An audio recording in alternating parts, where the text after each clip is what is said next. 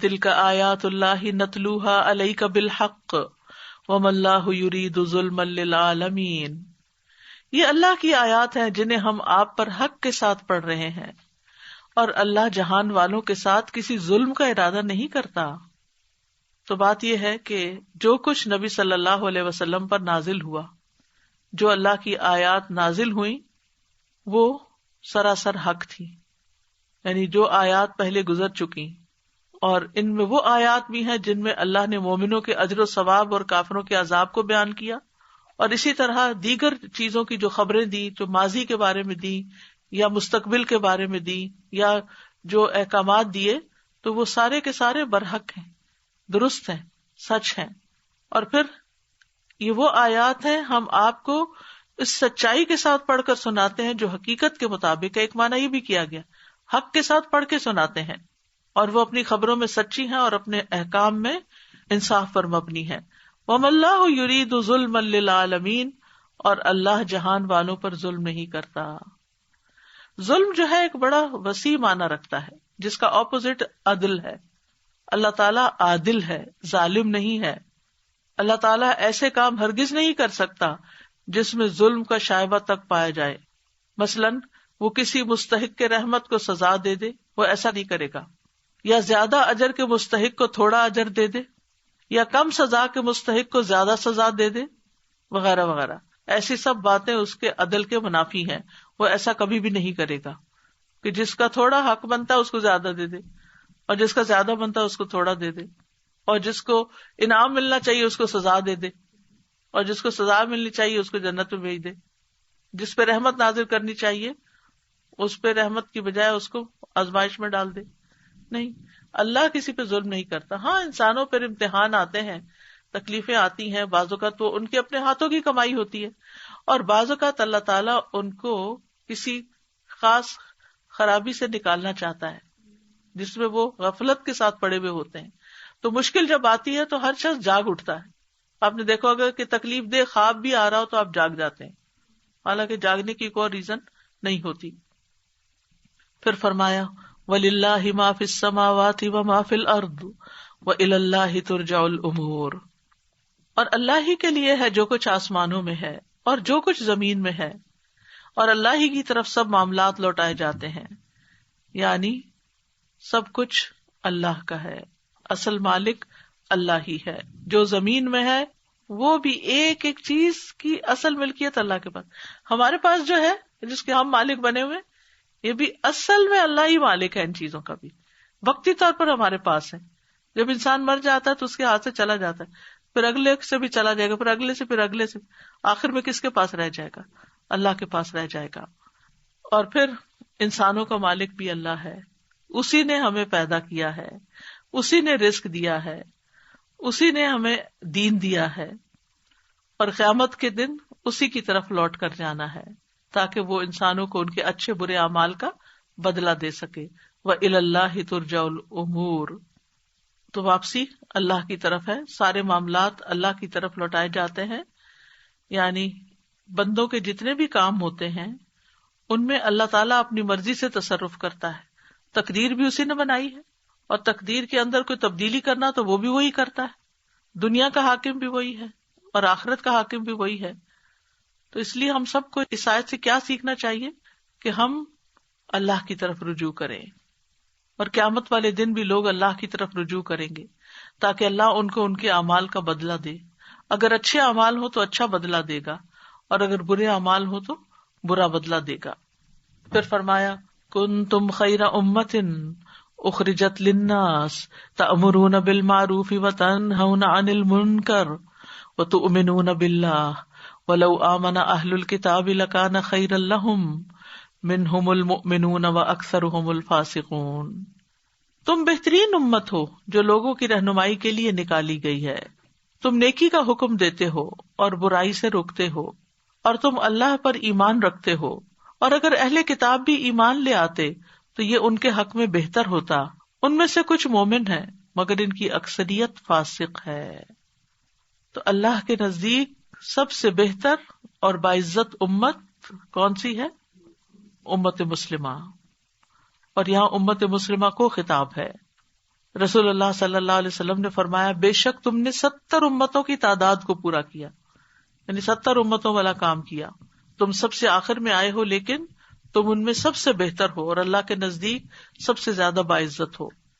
تو اس کی بنیادی وجہ کیا ہے؟ کیوں یہ بہترین ہے اور کب بہترین رہے گی اور کب بہترین شمار ہوگی؟ جب یہ لوگوں کے حق میں بہترین ہوگی، لوگوں کو فائدہ پہنچائے گی. کنتم خیر امۃ اخرجت للناس، یعنی تمہیں سب لوگوں میں سے اس لیے بہترین ہونے کا درجہ دیا گیا کیونکہ تم لوگوں کو اسلام کی طرف بلاتے ہو اور تمہاری وجہ سے وہ ہدایت قبول کر لیتے ہیں، اسلام قبول کر لیتے ہیں. تو جس شخص کو یہ بات پسند ہو کہ وہ بہترین امت میں سے بن جائے تو اسے اس کے بارے میں اللہ کی عائد کردہ شرائط کو پورا کرنا چاہیے. اور وہ کیا ہے؟ یعنی کہ باقی ایمان، عبادات وغیرہ کے ساتھ ساتھ امر بالمعروف اور نہی عن المنکر، کیونکہ اہل کتاب نے یہ کام نہیں کیا تھا تو اس لیے اللہ تعالیٰ نے ان پر لعنت بھیجی تھی. لعن الذین کفروا من بنی اسرائیل علی لسان داؤد و عیسی ابن مریم. حضرت داؤد علیہ السلام کی زبان سے اور عیسیٰ علیہ السلام کی زبان سے ان پہ لعنت بھیجی گئی. اس کی وجہ بھی یہی بتائی گئی کہ وہ امر بالمعروف اور نہی عن المنکر نہیں کرتے تھے. تو اچھا امتی بننے کے لیے ہمیں کیا کرنا ہے؟ امر بالمعروف اور نہی عن المنکر کرنا ہے. معروف بنیادی طور پر ہر اس کام کو کہتے ہیں جس کا کرنا معروف ہو، جانا پہچانا ہو، کوئی عجیب انوکھا نہ ہو، اور وہ کام اچھا اور بہتر سمجھا جاتا ہو، اور اللہ پر ایمان لانے والوں کے نزدیک وہ کام برا نہ سمجھا جائے. یعنی جس کا کرنا معروف ہو، یعنی نون ہو، بیسٹ پریکٹسز جو ہوتی ہیں، اور لوگ بھی اس کو اچھا سمجھے اور لوگوں کے نزدیک اس کو برا نہ سمجھا جائے، وہ معروف ہوتا ہے. اور قرآن میں یہ لفظ بہت دفعہ استعمال ہوتا ہے. اور منکر سے مراد بنیادی طور پر ہر وہ کام ہے جس کو اللہ تعالیٰ ناپسند کرے اور لوگ بھی اس کے کرنے کو برا جانے. اسی لیے اللہ کی نافرمانی کے کاموں کو منکر کہا جاتا ہے، کیونکہ اللہ پر ایمان لانے والے بھی اس کو برا سمجھتے ہیں اور اس کے ارتکاب کو سنگین خیال کرتے ہیں. تو اسلام کے دیگر ارکان کی طرح امر بالمعروف اور نہی عن المنکر بھی ایک فریضہ ہے، ایک فرض رکن ہے. نبی صلی اللہ علیہ وسلم نے ایک حدیث میں فرمایا اسلام کے 8 حصے ہیں. نمبر 1 اسلام، نمبر 2 نماز، نمبر 3 زکوٰۃ، نمبر 4 روزہ، نمبر 5 حج بیت اللہ، نمبر 6 امر بالمعروف، نمبر 7 نہی عن المنکر، اور نمبر 8 جہاد فی سبیل اللہ. اور آخر میں آپ نے فرمایا وہ شخص ناکام و نامراد ہو جس کے لیے کوئی بھی حصہ نہ ہو، جس کے لیے کوئی بھی حصہ نہ ہو، یعنی وہ ان کاموں میں سے کچھ بھی نہ کرتا ہو. سورۃ التوبہ میں مومنوں کی صفت بتائی گئی ہے، والمؤمنون والمؤمنات بعضهم اولیاء بعض یأمرون بالمعروف وینہون عن المنکر. اور مومن مرد اور مومن عورتیں ان کے بعض کے دوست ہیں، وہ نیکی کا حکم دیتے ہیں اور برائی سے منع کرتے ہیں. تو مومن مرد اور مومن عورتیں بھی، یعنی صرف مردوں کا کام نہیں ہے بلکہ عورتوں کو بھی یہ کرنا ہے. اور آپس میں تعاون، بعضهم اولیاء بعض. تو بات یہ ہے کہ یہ ضروری کیوں ہے؟ یہ اس لیے کہ جس طرح ایک گھر کی صفائی میں ہر چیز کو اپنی جگہ پہ رکھنا اور چھوٹی چھوٹی چیزوں کو بھی کیئر کرنا، کوئی بڑی خرابی کو دور کرنا، چھوٹی سی خرابی بھی دور کرنا. تو اگر انسان ان چیزوں کو، یعنی مثلاً ایک گھر ہی کی مثال لیں، اگر انسان گھر کو مینٹین نہیں کرتا تو کیا ہوتا ہے؟ گندا بھی ہو جاتا ہے اور پھر چھوٹی خرابی بہت بڑی. مثلاً سنک اگر تھوڑا سا بند ہو رہا ہے اور اگر آپ اس کو کھولتے نہیں ہیں تو کیا ہوگا؟ بلاک ہو جائے گا، اوور فلو ہو جائے گا. تو اسی طرح اگر چھوٹی برائی آپ نہیں روکیں گے تو اس سے کیا ہوگا؟ وہ بڑھتی جائے گی حتیٰ کہ سب کو لپیٹ میں لے لے گی. کسی وبا کو کیوں روکا جاتا ہے چاہے وہ تھوڑے لوگوں کے اندر ہی کیوں نہ ہو؟ تاکہ پھیلے نہیں.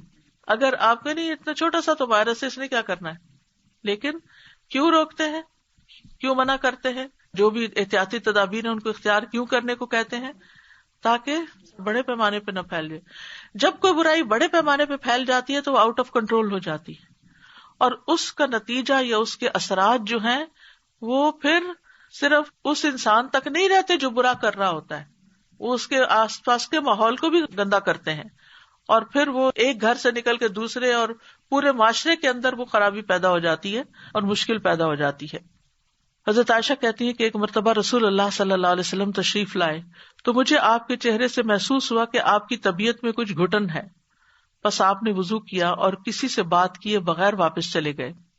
میں نے حجروں کے قریب ہو کر سنا تو آپ یہ فرما رہے تھے، اے لوگو، بے شک اللہ عز و جل فرماتا ہے کہ نیکی کا حکم دو اور برائی سے منع کرو، اس سے پہلے کہ تم مجھے پکارو اور میں تمہاری دعائیں قبول نہ کروں.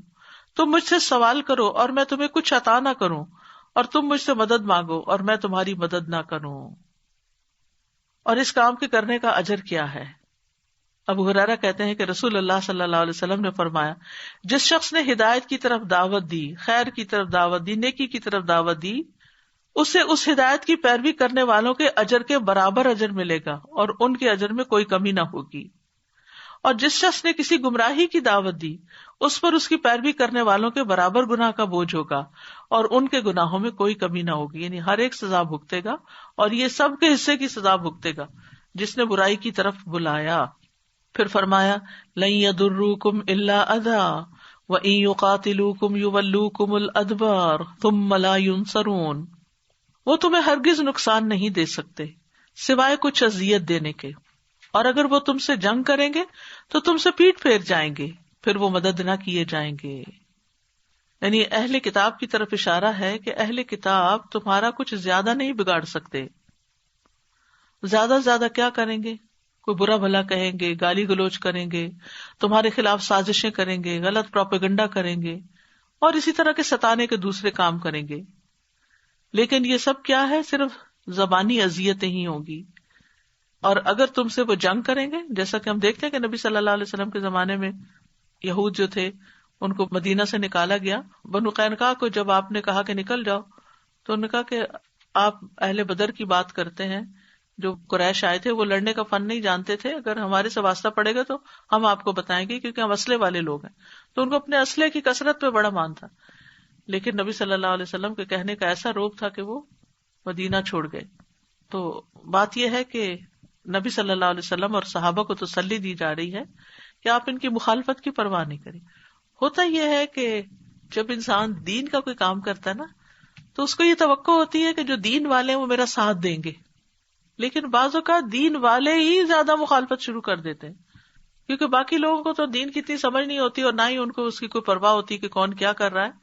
لیکن جو دین والے ہیں، جو اپنے آپ کو دینی سمجھتے ہیں، وہی مخالفت شروع کر دیتے ہیں.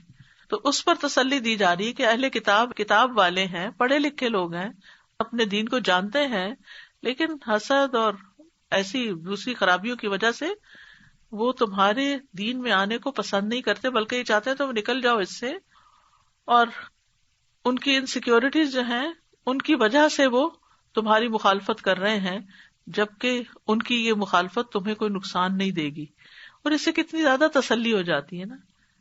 اور اس میں ہے کہ الا اذی، سوائے اذیت کے.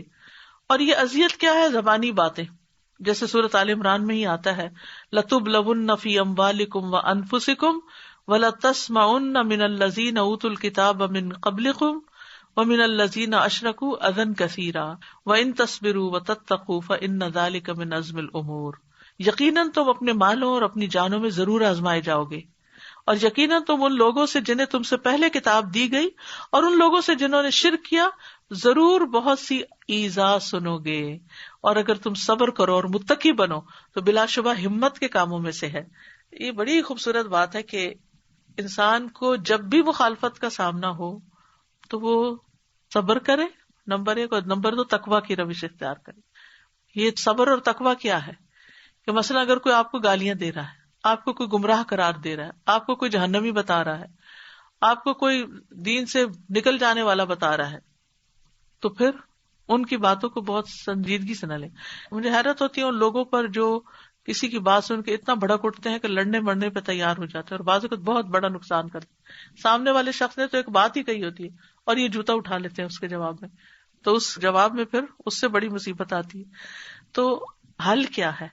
حل یہ ہے کہ انسان ایسی باتوں کو زیادہ امپورٹنس نہ دے، افواہوں کو زیادہ امپورٹنس نہ دے، دل پریشان کرنے والی خبروں کو زیادہ امپورٹنس نہ دے. جس شخص کا اللہ پہ بھروسہ ہوتا ہے اس کے اندر ایسے سارے ماحول میں رہتے ہوئے بھی ایک اطمینان ہوتا ہے، اور اس کو فوکس کرنا چاہیے اپنی ذات کے اوپر کہ مجھے صبر کرنا ہے اور مجھے تقوی اختیار کرنا ہے. اور تقوی کیا ہے کہ اگر تم نے کسی سے بدلہ لینا بھی ہے تو بس اتنا ہی جتنا اس نے تمہارے ساتھ زیادتی کی. جیسے نبی صلی اللہ علیہ وسلم کو کسی نے آ کے السلام علیکم کہا تو آپ نے وعلیکم کہہ دیا، وعلیکم برابر کی بات ہو گئی. لیکن حضرت عائشہ نے کیا کیا؟ زیادہ کر دیا. تو تقوی کیا کہتا ہے کہ زیادہ نہیں کرنا، اسی حد پہ رہنا ہے. اور یہ بہت ضروری ہے. کوئی کتنا بھی بڑا مخالف ہو، کوئی کتنا بھی زیادہ آپ کے پیچھے پڑ جائے، لیکن آپ نے تقوی کا دامن نہیں چھوڑنا. کسی کی مخالفت انسان کو غلط کام کرنے پہ نہ اکسائے.